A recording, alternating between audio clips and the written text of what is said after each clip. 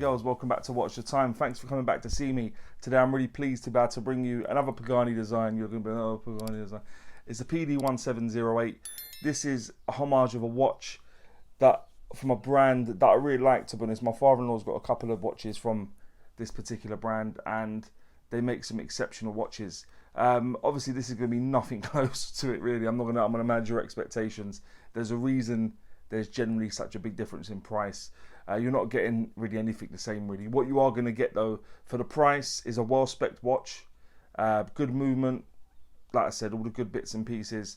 And with now, the one thing I will say about Pagani design is, I think with the watches they do, their chronographs are normally the best style of watch they do, in my opinion. From the ones I've had, they do tend to do some cracking chronographs. So hopefully this follows in that same vein, because other watches they've got where they've used a VK67 have tended to do really, really well. So I'm hoping this is in that same vein. The only thing I would say about Pagani design moving forward, I would like to see them do a few more original designs, but they've sort of cut their teeth at doing homage watches. They've slowly now been able to build their reputation back up a little bit, because it went a bit pear-shaped for a while. So hopefully now they start moving on and doing some original designs. But we're here for the PD-1708. Is it as good as it looks? A couple of color variations. You'll see the one I've chosen. But we'll see. But thanks for tuning back in. And with that being said, let's get the camera turned around and get on with it. Hi guys, so this is the watch. It's the packaging it came in. You get a different sort of a multitude of packaging now, but this one is pretty traditional really with what they've got. Usual packaging. It's got a magnet holding it in place. Got a cleaning cloth. You got the instruction manual, warranty card and stuff at the side. Inner foam keeping it so safe in transit, and signed at the top. I'll keep the cleaning cloth nearby just in case I need to use it with fingerprints and such, but there we go. That's the watch. I went for the sort of guilty sort of indices and stuff. Next to it you'll see I bring it up now. That's the other option you've got. So yeah, hopefully one of them's in keeping with your taste. And yeah, as I said in the intro, the model number for this is the PD-1708. Yeah, obviously no points for originality. They're obviously homaging a more well-known watch that I won't be mentioning, but there you go. So yeah, PD-1708. Inside, it's running a Seiko VK64 movement. I'll bring some information up about that movement now. It is a Mechaquartz movement, and I've said many times before, these Mechaquartz movements do sort of cut the difference between sort of get the aesthetic of a sort of automatic mechanical movement with a nice sweep, or relatively nice sweep, and you got the reliability of Quartz, where you can just change it out, put a new battery in, and off you pop. So yeah, these are becoming very popular now. I can see why, and I dare say that's going to continue to be the case for a while. So yeah, the VK64 movement, quite inexpensive and does the business. So there you go. The construction of the watch, aside from the crystal, is all 316L stainless steel. So you got nice brushing throughout. You've only got a few polished surfaces. That would be the mesh strap, and also part of the case back, which is what you'll see here. So most of it's brushed, but you'll see it's got a polished edge going around the outer side. But everything else on this watch is brushed and predominantly all 316L stainless steel, as I said, apart from the crystal. But there you go. The case thickness of the watch is 11.2 millimeters. The case diameter I measure from there to there, excluding where the crown and pushers are, it's coming at 38.1, and when you include the crown and pushers, it's coming at 41.1. The lug width on this is 20, and the lug to lug, tip to tip, is coming at 46 millimeters. So good dimensions there, I think, good proportions, and should fit a good sort of array of wrist sizes due to that. And yeah, there you go. So the case back, I did show it just a moment ago. I'll show it one more time.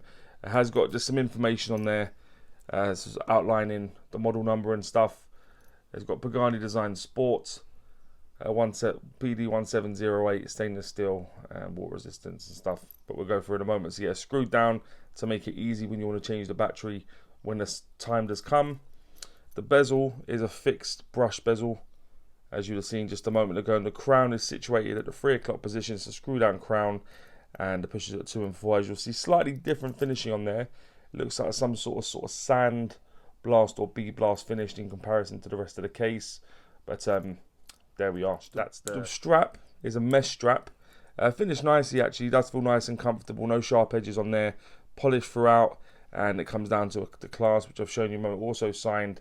It's got a safety catcher, and what I do like about this sort of clasp in general is just in there, if you flick that up, you can slide it each way to make it the perfect fit for yourself, nice and easy.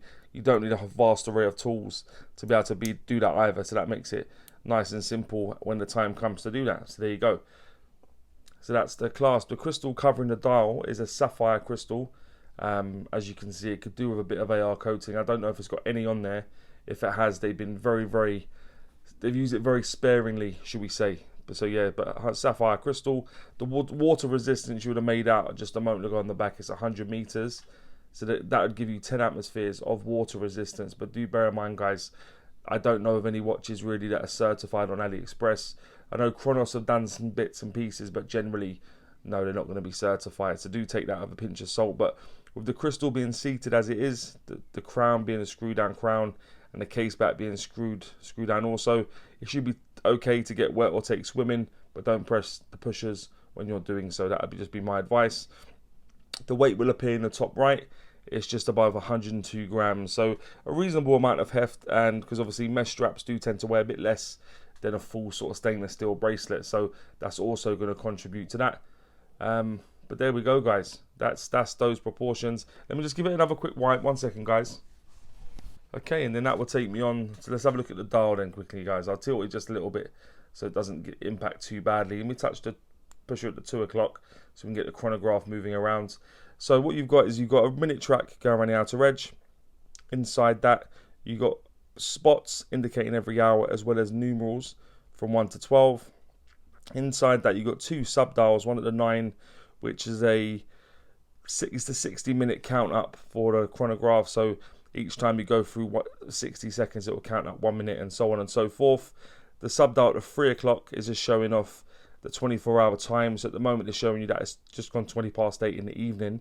So there we are. Pagani design, logo and script writing just below the 12. Chronograph just above the 6, and Japan movement just below the 6. It has got loom. I'll bring that up now. Reasonable loom, nothing spectacular. But yeah, I think Pagani, they've improved, but they're not really known for their loom, to be perfectly honest. But they've got a little bit on there, so there you go. Yeah, like I said, this is the sort of more guilty design. As I showed you earlier, they have also got one with white accents and stuff, so there's going to be something more in keeping with your taste. As I showed you a moment ago, the pusher at the 2 is to start and stop it, so I'll stop it now. When you press the one at the 4, you'll see both hands they'll go back to the upright position, so proud to the start, and then once you do it again, it will start again, and so on and so forth. If I unscrew the crown, it will pop nicely away. There you go, a little bit of pop there. Take it out to the second position. It would hack normally, but there's no second hand on this watch, so you won't be able to see that. If you put it into the first position, unfortunately, there is a ghost position, which you'll be able to hear there also. So there you go. That's what's going on there. I'll screw it back up.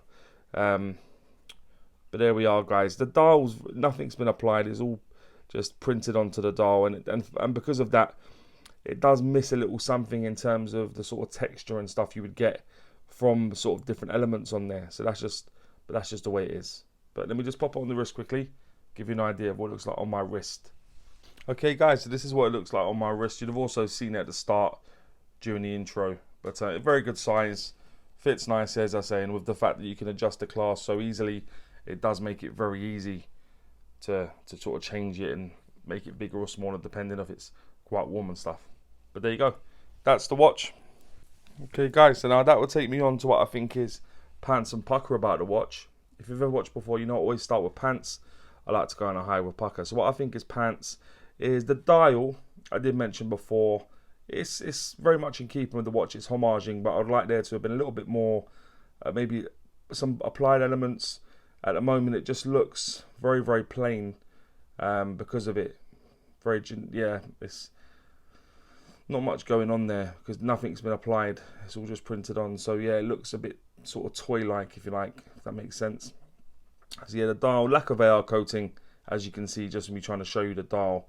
I've got 3 studio lights in here, and going crazy because of lack of AR coating.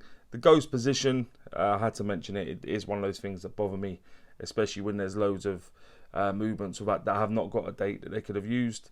And the sharp edges, predominantly around the back of the lugs, around here, it's very sharp actually in each corner. So you've got 4 parts that are much sharper than they need to be. They need it to be rounded off a little bit. So they're the 4 things that I will mention, guys, for pants: is the dial, lack of AR coating, ghost position, and sharp edges. What I think is Pukka is obviously the sapphire crystal. You always knew I was going to say that. The movement, generally, forget the ghost position. The fact that they've gone for a Mechaquartz movement in this sort of watch with the rest of the specs, and the price is a good thing. The size is good, 38mm, good proportions, fits on the wrist nicely because of it.